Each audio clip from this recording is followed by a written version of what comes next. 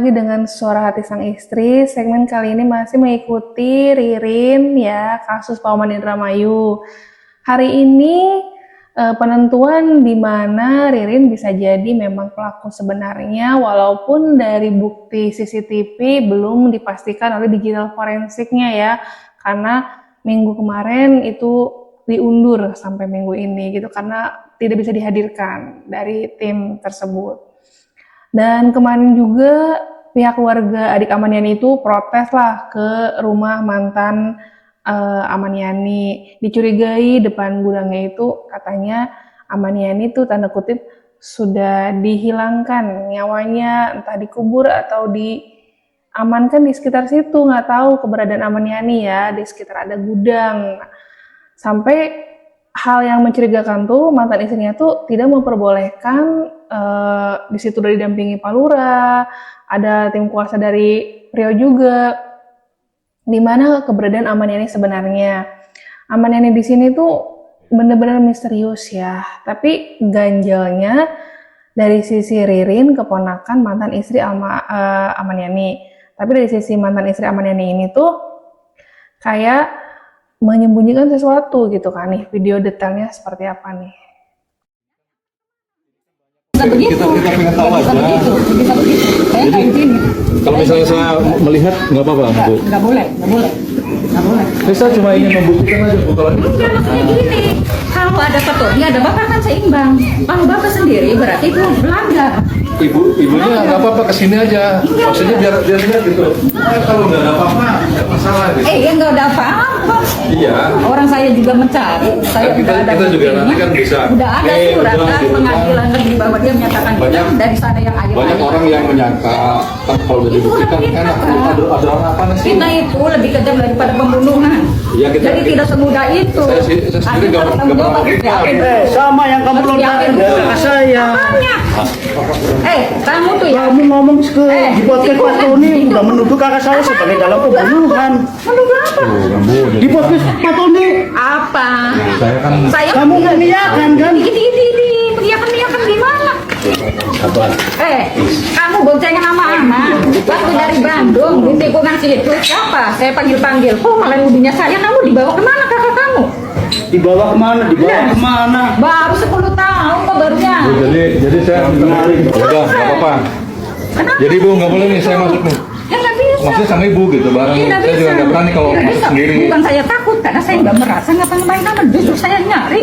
Ini Nyari kan- aman kemana? Ini kan banyak orang memperbincangkan terkait masalah Bukan gudang. banyak orang memberitakan itu disengaja disetel si Arjun. Orang sakit hati.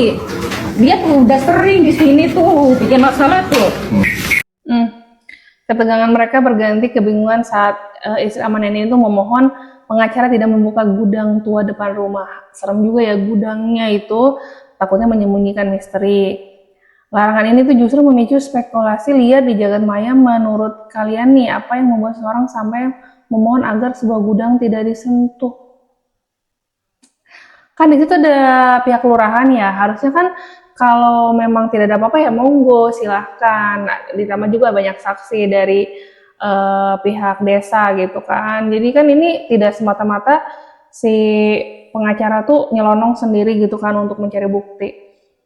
Dan ya udah di situ juga bersih tegang lah dari sisi adiknya Amaniani gitu, mencari ke rumah mantan istri yang sudah 10 tahun gitu kan ya.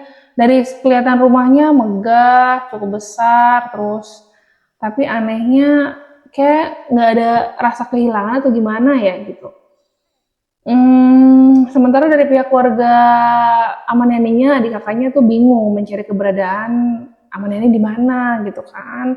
Tapi sampai si Ririn ini kan keponakannya mantan istri nih, masa nagih ke keluarga Amaniani gitu kan ya, kenapa nggak nagih juga ke ini mantan istrinya, kan waktu itu masih dalam artian mungkin masih berhubungan ya. Agak-agak janggal juga ini. Kita lanjut ke kesaksian adiknya ya yang sempat bersih tegang tadi. Seperti apa? Nah, terakhir komunikasi itu Bapak tadi sempat bilang kan di tahun 2016. Itu berbentuk apa, Pak? Telepon? Telepon. Lewat telepon. Itu benar. Benar. suara Suara karena Aman Yani. saya kan nyimpen nomornya Aman Yani, kakak saya. Tapi pas waktu Bapak kan tadi pas waktu aku wawancara ini tadi, ya kan Bapak bilang eh Ririn itu pernah ya, ini teman-teman udah ada yang tahu belum ini beritanya ya. Ririn sempet nemui Pak Uyat. Iya, itu lewat SMS dari kakak saya yang ngaku-ngaku kakak saya dulu. Nah, Setelah itu kan nanti hubungannya sama si Ririn. oh berarti setelah ada nomor yang dianggap fiktif ya, karena Bapak itu belum meyakini bahwa itu nomor Pak Aman Yani. Aman Yani. Isi SMS itu bagaimana Pak? Ya awal mau nanyain kabar apa dan cuman ya itu terus ujung-ujungnya nanti kalau ada apa-apa nanti kamu hubungannya sama si Ririn karena yang tahu keberadaan Kang Aman gitu ya, bahasanya kan kayak gitu. Kalau SMS apa tuh yang tahu keberadaan Kang Aman dan bantu Kang Aman itu si Ririn. Oh berarti isi percakapan di SMS itu bahwa mengatakan yang tahu keberadaan Pak Aman Yani itu Ririn. Ririn. Nah setelah itu kan mulai ada kontak langsung dalam tatap muka sama si Ririn tuh. Katanya. Enggak, memang langsung saya tuh ketemu langsung. Oh maksudnya Bapak itu bertemu langsung sama Ririn, Sama Ririn. bukan Aman Yani sama Ririn, atau bukan Bukan. Aman Yani sama Bapak, bukan ya? Bukan. Oh berarti Cuma kontak langsung sama Ririn baru ada istilahnya apa ketemu langsung. ya itu perihal apa Pak? Ririn Ya sampai ngobrolin itu ngomongin itu masalah dana pensiunan. Oh berarti ngobrolin masalah dana pensiunan, Ririn menemui Bapak. Untuk apa Pak?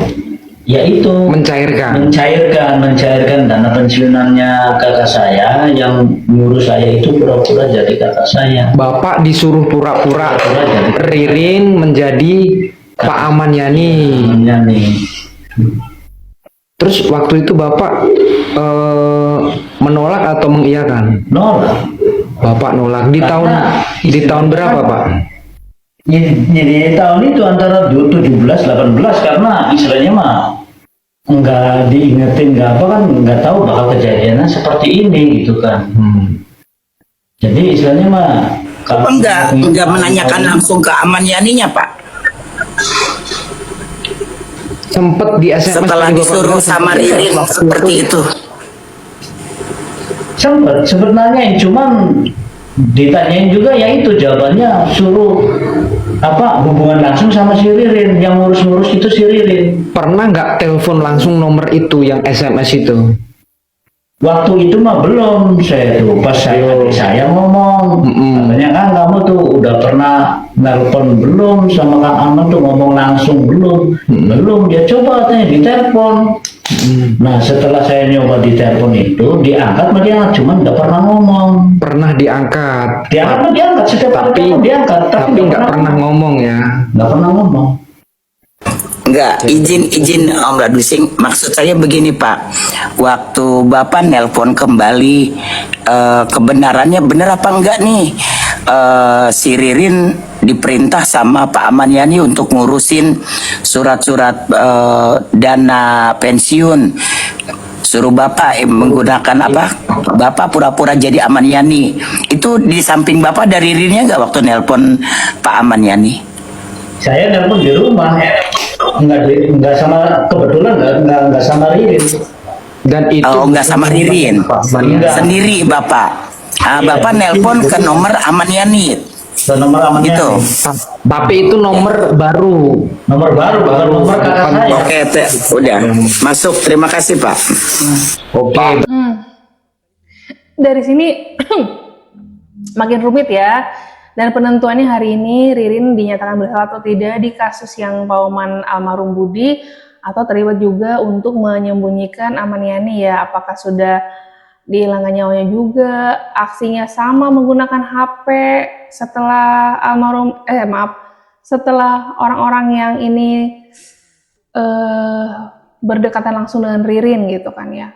Aneh sih, janggal gitu. Coba komen di Suara Hati Sang Istri. Bye.